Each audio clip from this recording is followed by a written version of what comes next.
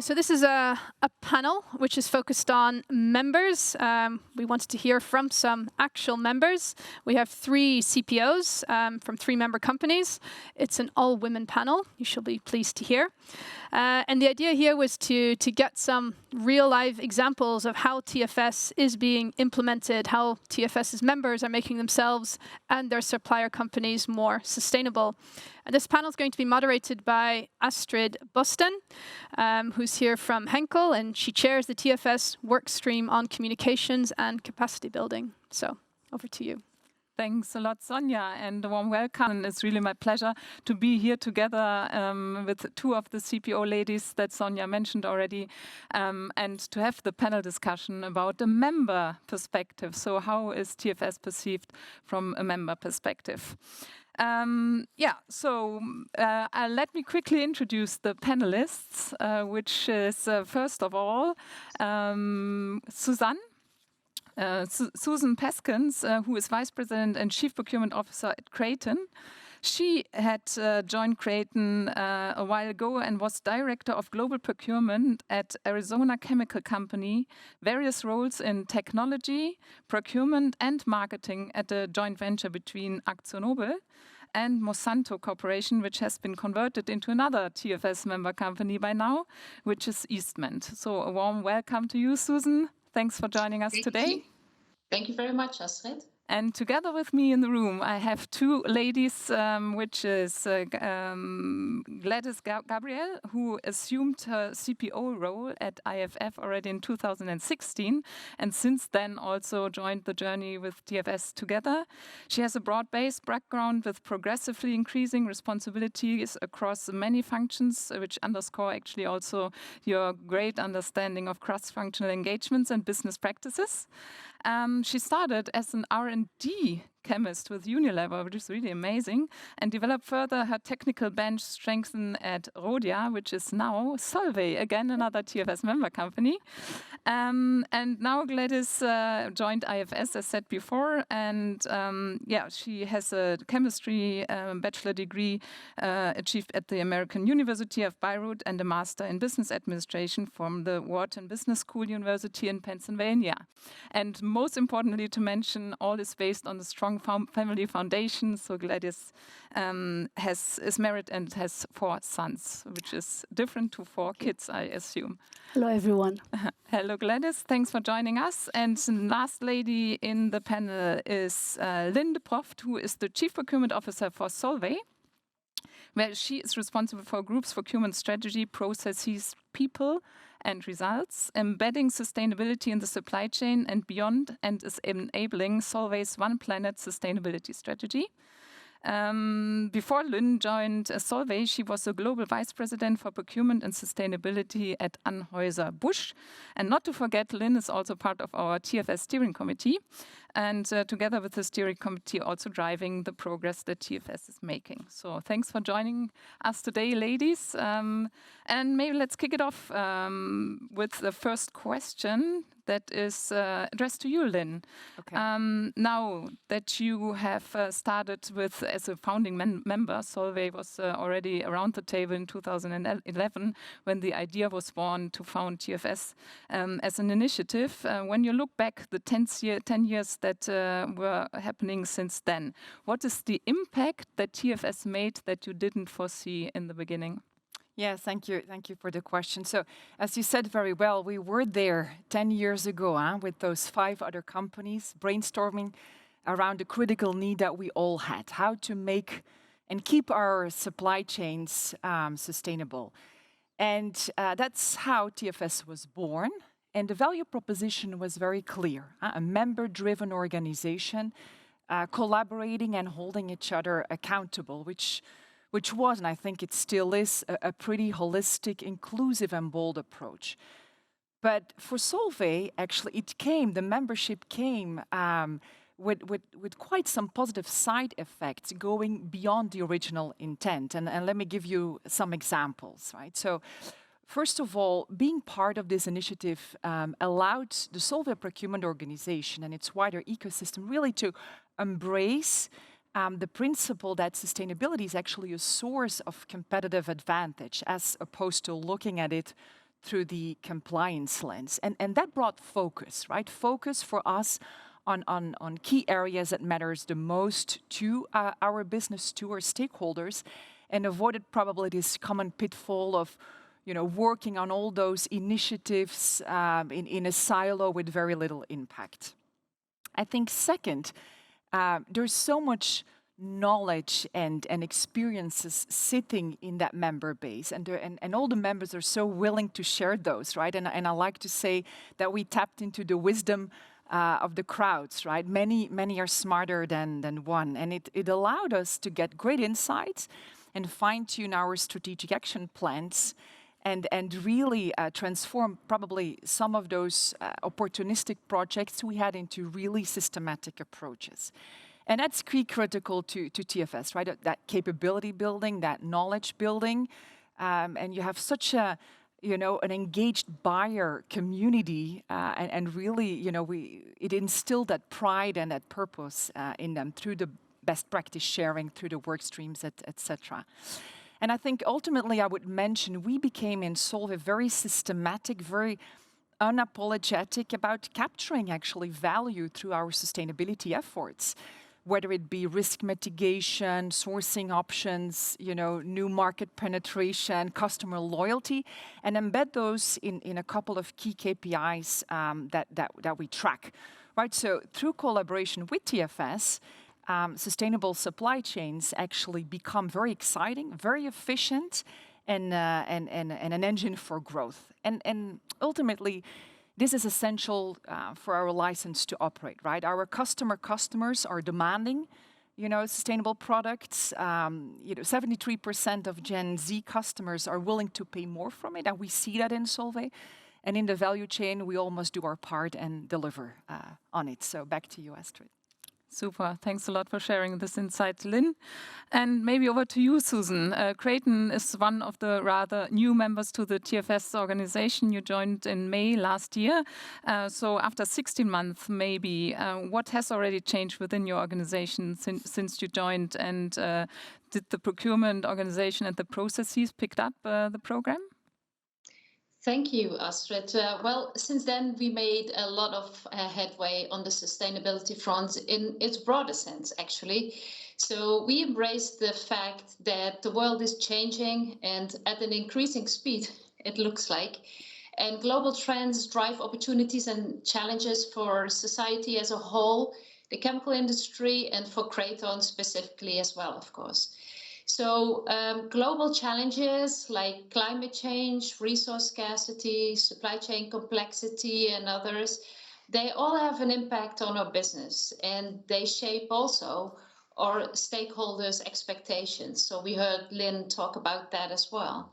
So just to give a snapshot, regulators expect carbon neutrality by 2050, and people, communities and employees, they demand a clear purpose, a vision, and a commitment to sustainability. So customers as well are looking for low carbon footprint, renewable, recyclable solutions, and low supply chain risk. And last but also not least, investors push for integration of sustainability into business strategies with clear ESG targets and transparent reporting on progress. So to meet these changing expectations, we realized we needed to adopt a sustainable business model. So we started to embed sustainability in our business strategy as well as in our functional strategies. So we explicitly included sustainability in our vision statement to be an admired, sustainable supplier of innovation-based solutions to our chemical and polymer markets, creating exceptional value for our customers, shareholders, employees, and communities alike. So it's especially that inclusive environment that we would like to shape. We also added sustainable business as strategic pillar next to organic growth, operational excellence, and enterprise value creation.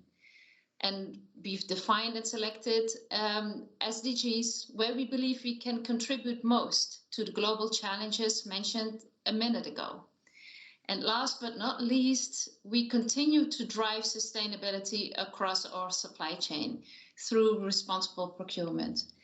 And while we started to adopt some principles of responsible procurement prior to joining TfS, I really feel that the extensive support of the TfS initiative in this area, for example, with training, KPI setting, strong cooperation with EcoVadis, and sharing best practice between CPOs, helped us advance in this area much quicker than we would have been possible on our own.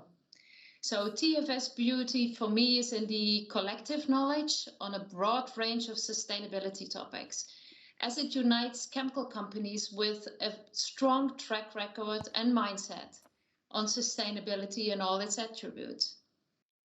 So we are proud all our efforts in the sustainability arena over the last 2 to 3 years, together with TfS, resulted in a platinum EcoVadis rating this year. However, we certainly realize that sustainability requirements are constantly evolving. So we feel we are on a journey where continuous improvement is instrumental to our success. Super. Thanks a lot for sharing, Susan. And now maybe over to you, Gladys, because you have accompanied TfS for a long, long time, actually, and you supported and witnessed also how TfS developed in the 10 year from since its induction. When you look back on that time together, how was the initiative in your company evolved in locksteps? And what is now the area of responsible sourcing that you perceive? With celebrating 10 years of TfS, it really provides the fact that with proven record, it is a successful platform when a lot of platforms in the industry have faded away. So that tells about the ability and the power and the willingness for TfS to transform. Some of the key highlights of how we grew with TfS is the first and foremost for us is their ability and the vision to have geographic expansion and welcome companies like us, especially chemical companies, from the initial large chemical companies of the founding 5. When they opened it up to North America, they welcomed us and we jumped right on it. And since then, it's been a fabric in which we grew together within the last 5 or 6 years that we joined the company. Now, since then, one of the critical successes for us to be a partner with TfS is the fact that they listened to smaller companies like us. So we had a lot of challenges that was not, they were not as familiar to the larger companies, chemical companies. We have much more matrixed and complex purchases of raw materials and suppliers that are very diversified internationally. So a lot of the KPIs that were basic and fundamental to TfS, they had to change because it did not lend themselves easily to chemical companies like us, especially then a lot of distributor chemical companies joined TfS. So they were open to look into the fundamental basics of what makes up the KPIs for assessments, for audits. They also partnered with a lot of platforms that we could use, and they were investing in work streams to make sure that they lended some validity to testing the hypotheses. Now, another critical piece for the success of TfS that helped us is the fact that they have very strong fundamental bylaws and governance in which it gave very fair platform to all the companies, member companies. So it was not about the size of the company. We were relatively then smaller versus the voice. So IFF voiced a lot of areas for improvements in which there were a lot of listeners within the executive committee all the way to the board, and changes were made. It helped also expand the membership across. And this is where TfS is growing in membership while the others are shrinking. So there's a lot of elements, but bottom line is we're driven by supply chain transparency, and that is with assessments and audits. And one of the critical pieces for the success of the platform is TfS changed and evolved from setting a target for assessments, so many has to be done, and audits, to more of accountability and ownership by the members. We set our own targets, we own it, and we are responsible to bring it home. One of the areas, although it might not be transformational, but a big part of the success also is that financial responsibility really with TfS. They have been able to expand into areas, and this is why it's live for TfS. They have tons of continuous improvement, innovations, thought leadership, in which they reevaluate their strategies and put, thought leaders on work streams. So we have expanded into targeting areas of dynamic changes like climate change. We added work streams in the CO2 emissions as well as community support. So it is the ability to evolve. It is the willingness to change with the member needs. And I think that's one of the, some of the few things that made it a long-term partnership. Now, on the other part, Astrid, when you said, how did we change within IFF? Well, the best testament to a successful partnership is, you rub on each other's success. So within IFF, TfS has been embedded in our fabric, especially within procurement and sustainability functions. The KPIs that we want to own, we set for ourselves, they are in our performance measures. At the broader scope within IFF, it is part of our environmental, social, and governance publications and relevant references. TfS is a big pillar of our responsible sourcing strategy. We have a lot of support around it within us. Now, few things that drive us when we have challenges, especially now with supply chain issues. You cannot turn on TV or read a newspaper without looking into supply chain problems coming in from logistics, supply shortages, inflation. These are very easy to distract a buyer or procurement organization, but having membership in TfS keeps responsible sourcing at the front and center of procurement and sustainability, so it keeps us going after KPIs. A couple of things also that happened that ingrained TfS in us is the fact that TfS had the thought leadership into how do we deal with the challenges of COVID. So we helped each other look into not pausing our progress, but how we continue to evolve it through technology and having, for example, remote audits support us through how do we work with suppliers training remotely for EcoVadis assessments. So it brought the members together without hitting, any kind of a big bottleneck to restart a program. So with that said, it kind of leads us into leveraging our collective resources to put it in the right place, aligned with the best practices. So it's been really successful having both partnerships work off of each other.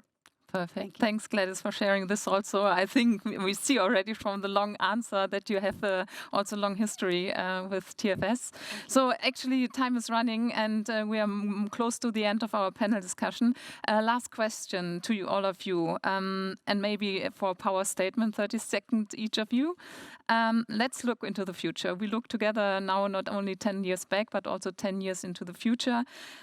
If there is something you would want to see in 10 years' time, what could TfS do to improve? What is the initiative maybe lagging and could do until 2030 when we meet again, when we celebrate the 20th year's existence?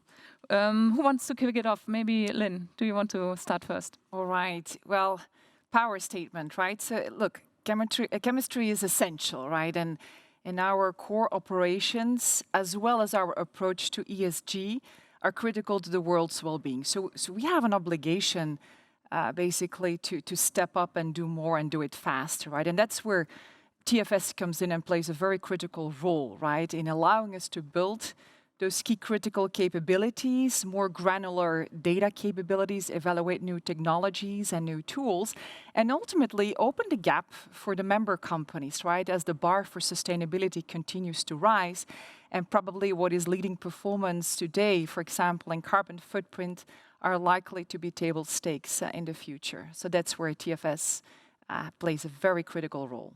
Back to you, Astrid. Thanks, Lynn. Over to you, Susan. Power statement on the future of TfS. Yeah, I think TfS does really a good job now to actually translate the global challenges in actually digestible parts, also for companies that are not so familiar still with some of the advanced technologies as such. But as the sustainability challenges companies face are increasingly becoming global in nature, the time has been right, and TfS stepped up here to definitely accelerate the expansion across the regions, and definitely all the efforts in all the regions, while starting out of Europe, now growing in the US and also growing in Asia. Actually, that broadens the viewpoints of all the members and adds additional value for sure. Super. Thanks a lot, Susan. Last statement from your side, Gladys, the future of TfS. Well, we have evolved together, we transformed between IFF and TfS in the area of sustainable sourcing and supply chain transparency. So we are committed to support TfS platform. We want to make it the overarching platform, really, for the specialty chemical companies for more to flock to. Thank you very much. Thanks a lot, Gladys and ladies. Thanks for joining us today. And yeah, it was a great pleasure having you today. And over to the next item to you, Sonja. Thank you.